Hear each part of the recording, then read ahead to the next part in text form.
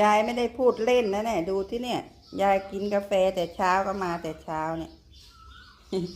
หนูเรียบร้อยมากเลยค่ะมาถึงมานอนเฝ้ายาย มานอนเฝ้ายายกินกาแฟค่ะสาวละอองดาวสาวละอองดาวสาวละอองดาวกับสาวทองแดงกินกาแฟก่อนนะอย่ามากัดขายายออกมาข้างนอกกันไปเดินข้างนอกคุณน่ะทั้งแพนด้ากาแฟแม่เขาสาวละอองดาวยายจะกินกาแฟยายจะกินกาแฟสวัสดีแต่เช้าโอ้ยอย่ากัดแข้งกัดขาโอ้ยกินอะไรก็ไม่ได้แล้วทีนี้